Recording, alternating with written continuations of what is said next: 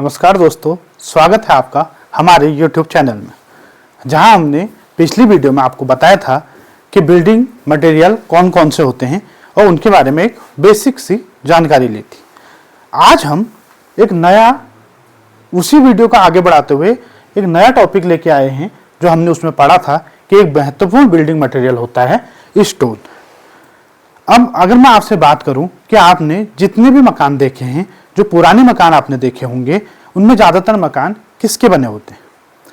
तो हम देखते हैं जब भी हम किसी जगह में जाते हैं, किसी पुराने आप घरों में जाएंगे तो देखेंगे कि जो सबसे ज़्यादा मकान हमें देखने को मिलते हैं पुराने टाइम के, वो दिखते हैं पत्थर के बने हुए। उसी ही हम कहते हैं स्टोन। तो स्टोन क्या है? ये एक महत्वपूर्ण निर्माण सामग्री पूर्व काल से ही रही है। अब स्टोन के ही मकान हमें क्यों दिखाई देते हैं? क्योंकि जो हमारे पहले से हमारे पास इजीली अवेलेबल जो था वो था पत्थर। क्योंकि पत्थर इजीली अवेलेबल हो जाता था, नदियों के किनारे या किसी भी स्थान से हमें अगर मिल जाता था, उसका यूज हमारे पूर्वज या हमारे पुराने टाइम के लोग अपने भवन निर्माण में किया करते थे। आजकल हम देखेंगे कि पत्थर का यूज थोड़ा कम हो गया है। ये ऐसा नहीं है कि पत्थर का यूज नहीं किया जाता, विभिन्न कार्यों में किया जाता है, लेकिन कुछ स्थानों पर पत्थर की जगह अब दूसरे मटेरियल का यूज होने लगा है। लेकिन पत्थर आज भी एक महत्वपूर्ण निर्माण सामग्री के रूप में जाना जाता है। अगर हम पत्थर की बात करें तो पत्थर विभिन्न प्रकार के हो सकते हैं। जैसे संगमरमर आपने देखा होगा, मार्बल जिसे हम कहते हैं कि उसके फ्लोर में मार्बल है, तो जो फ्लोर में मार्बल होता है वो एक पत्थर है और वो एक निर्माण सामग्री है, आप लोग जानते हैं। इसी प्रकार बलुआ पत्थर भी एक पत्थर है जिसका यूज हम पहले से भी करते थे और अभी भी कई निर्माण कार्यों में उसका यूज होता है। ग्रेनाइट एक पत्थर है। ग्रेनाइट एक बहुत ही मजबूत पत्थर माना जाता है और सर्पेंटाइन भी एक पत्थर है। इसके अलावा बहुत से विभिन्न प्रकार के अगर नाम लेंगे तो काफी अधिक संख्या में पत्थर पाए जाते हैं। एक एक के बारे में तो हम नहीं पढ़ेंगे, जो महत्वपूर्ण है उनके बारे में पढ़ेंगे, साथ ही वो कहां से आए हैं, किस कैटेगरी में हैं, उनको एक बार कैटेगराइज करेंगे। उसके बाद उस कैटेगरी के गुण पढ़ेंगे तो उन पत्थरों के गुण हमें ऑटोमेटिक पता चल जाएंगे। यहाँ पर जो मैंने नाम लिखे हैं ये बताने के लिए लिखे हैं कि जो पत्थर होता है वो एक वाइड रेंज में पाया जाता है। वाइड रेंज का मतलब अगर आप संगमरमर को देखेंगे, मार्बल देखेंगे, तो एक बहुत ही महंगा पत्थर है। आपने सुना भी होगा, जिसका अच्छे हाई क्वालिटी के जो मकान होते हैं उन्हीं में आपको संगमरमर या मार्बल का यूज देखने को मिलता है। वहीं जो ये बलुआ पत्थर है ये आसानी से इजीली अवेलेबल हो जाता है, नदियों के किनारे मेनली मिल जाता है। तो बलुआ पत्थर एक बहुत ही सस्ता पत्थर है। संगमरमर एक महंगा पत्थर है। साथ ही जैसे ग्रेनाइट है, तो ग्रेनाइट अगर आप देखेंगे तो ये एक बहुत ही मजबूत पत्थर है जिसे काटने के लिए आपको मशीनों का यूज करना पड़ेगा। वहीं पे अगर हम सर्पेंटाइन की बात करें, ये इतना मुलायम पत्थर होता है कि इसको आप चाकू से भी काट सकते हैं।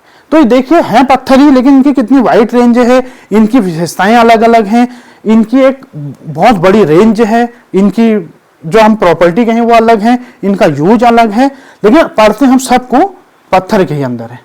अब देखिए, एक बार एक प्रश्न भी पूछा गया था एक एग्जाम में कि जो जयपुर है उसे पिंक सिटी कहा जाता है। क्यों? क्योंकि जयपुर में जो ज्यादातर मकान हैं वो गुलाबी रंग के दिखते हैं। और वो गुलाबी रंग के क्यों दिखते हैं? क्योंकि वहां यूज होता है गुलाबी बलुआ पत्थर। ये प्रश्न भी पूछा गया था कि जो पिंक सिटी है उसके कौन से पत्थर का यूज किया गया है, तो गुलाबी बलुआ पत्थर। यह आपको ज्ञात होना चाहिए। अब हम पहले देखते हैं कि हम पत्थर के बारे में पढ़ तो रहे हैं, लेकिन पत्थर इतना महत्वपूर्ण क्यों है, इसका यूज आखिर कहां होता है? तो सबसे पहला यूज तो जो हम बता भी चुके हैं, भवन निर्माण में होता है। पहले से आप देखेंगे जो पुराने मकान हैं या आजकल भी कई जगह पे जो चिनाई की जाती है मकान की, वो पत्थरों से की जाती है।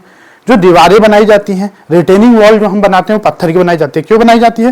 क्योंकि रिटेनिंग वॉल का जो कार्य है वो है किसी एक प्रेशर को रोकना, किसी बाहरी बल को रोकना। उसके लिए एक वेट की जरूरत होती है और पत्थर हम जानते हैं कि पत्थर काफी वेटेड जो है निर्माण सामग्री है, उसका अपना एक वेट होता है, वो उसको जो बाहरी बल आ रहे हैं, बाहरी कोई फोर्स आ रहा है उसे रोकता है। तो भवन निर्माण में देखें तो फ्लोर भी पत्थर का बनाया जाता है। कई रूप आप देखेंगे वो पत्थर की बनाई जाती हैं। ये जो वॉल है, रिटेनिंग वॉल और ये कोई और वॉल जो है ये पत्थर की बनाई जाती हैं।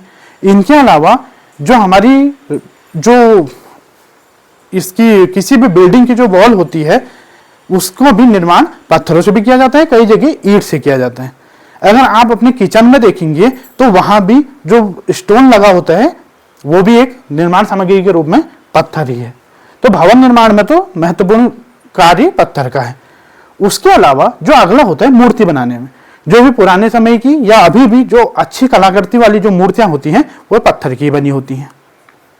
तो भवन निर्माण में पत्थर का यूज, मूर्ति बनाने में पत्थर का यूज, अलंकारिक कार्यों में मतलब जो ऑर्नामेंटल वर्क रहते हैं, जो अच्छे सजावटी कार्य होते हैं, वहां काफी महंगे पत्थरों से उन कार्यों को किया जाता है। उसके अलावा जब हम देखते हैं कि कहीं भी कोई पुल का निर्माण होता है, कोई ब्रिज बनता है, तो वहां भी जो प्रस्तंभ हैं उसके एबटमेंट जो हैं उसके, वो किसके बनाए जाते हैं? पत्थर के बनाए जाते हैं। क्यों बनाए जाते हैं? क्योंकि पत्थर का जो सबसे महत्वपूर्ण गुण है वो है उसका जलरोधी होना। आप एक पत्थर लीजिए, कहीं से एक उठा के लाइए और एक पत्थर लीजिए, उसे आप पानी में डाल दीजिए और 24 घंटे बाद अगर आप उस पत्थर को निकालते हैं तो क्या वो कुछ वाटर एब्जॉर्ब कर लेगा? बहुत ही कम, जिसे हम नेग्लिजिबल कह सकते हैं। तो क्योंकि वो पानी को अवशोषित नहीं करता है तो खराब नहीं होगा पानी से।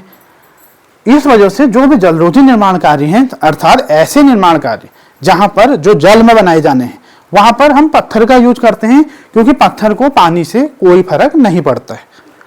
इसके अलावा रेलवे ट्रैक में गिट्टी के रूप में, रेलवे ट्रैक जो होता है, ट्रैक हम बिछाते हैं, उसके नीचे जो गिट्टी होती है वो भी ये पत्थर की बनाई जाती है। तो एक जो महत्वपूर्ण यूज है वो ये भी है कि गिट्टी के रूप में होता है, जो कि एब्जॉर्ब करता है, एब्जॉर्प्शन को रोकता है।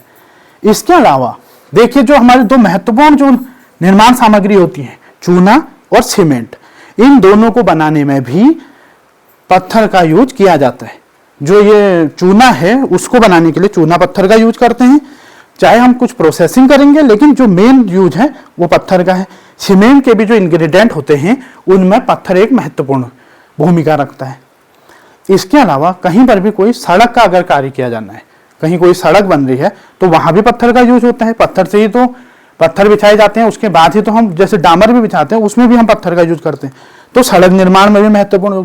इसके अलावा जो निर्माण सामग्री में पत्थर का सबसे महत्वपूर्ण योगदान एक और माना जाता है वो है एग्रीगेट के रूप में, चाहे फाइन एग्रीगेट हो चाहे कोर्स एग्रीगेट हो, पत्थर का यूज करते हैं, कंक्रीट बनता है। पत्थर के बिना आप कंक्रीट की कल्पना कर सकते हैं? नहीं कर सकते। सीमेंट को इंग्रेडिएंट साथ में चाहिए, एग्रीगेट, उसके बाद ही बनेगा कंक्रीट। प्लास्टर बनाना है, सीमेंट या लाइम के साथ चाहिए तो पत्थर।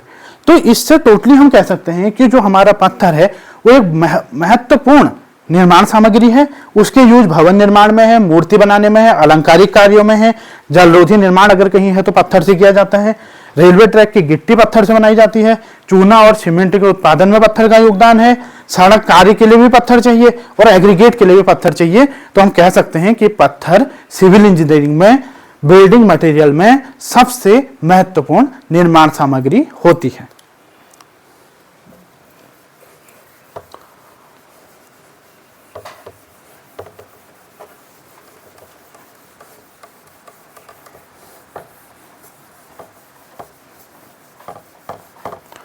अब अभी हमने पढ़ा कि जो सीमेंट है या जो चूना है वो तो पत्थर से बनाया जाता है, पत्थर उसका एक इंग्रेडिएंट है।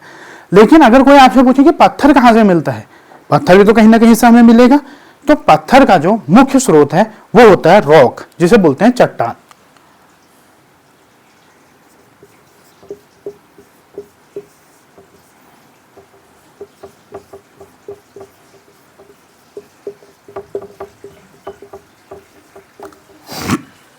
किसी भी पत्थर को हम चट्टान से, रॉक से प्राप्त करते हैं। इसीलिए जो इसका स्टोन का जो पेरेंट माना जाता है वो चट्टान को माना जाता है। और कोई भी पत्थर के गुण कैसे होंगे, जिस प्रकार की चट्टान से वो मिलेगा उसी प्रकार के पत्थर के गुण होंगे। तो क्योंकि हमें पढ़ना है पत्थर के बारे में, तो हमें पहले पता होना चाहिए कि मिलता कहाँ से है, रॉक से। और रॉक के अगर हम गुण पता चल जाएंगे हमें, तो हमें पता चल जाएगा कि उस रॉक से मिलने वाला पत्थर किस प्रकार का होगा। तो अगर हम रॉक या चट्टान के बारे में पढ़े तो चट्टान का वर्गीकरण 3 प्रकार से किया जाता है। कोई भी चट्टान है उसका 3 प्रकार से वर्गीकरण होता है। एक होता है भूगर्भीय वर्गीकरण, जिसे जियोलॉजिकल वर्गीकरण क्लासिफिकेशन कहते हैं। इसके अलावा भौतिक वर्गीकरण और रासायनिक वर्गीकरण। तो कोई चट्टान का जो 3 वर्गीकरण है, पहला क्या, भूगर्भीय वर्गीकरण, दूसरा भौतिक वर्गीकरण, तीसरा रासायनिक वर्गीकरण। इनको हम अगले वीडियो में पढ़ेंगे। साथ ही देखेंगे कि कोई पत्थर या कोई चट्टान के क्या गुण होते हैं, उससे निकलने वाले पत्थर के क्या गुण होंगे, कौन सी चट्टान से कौन सा पत्थर मिलता है, कौन सी चट्टान किस प्रकार के जियोलॉजिकल उसके क्लासिफिकेशन क्या है, उसका केमिकल क्लासिफिकेशन क्या है, उसका फिजिकल क्लासिफिकेशन क्या है, अगली वीडियो में पढ़ेंगे।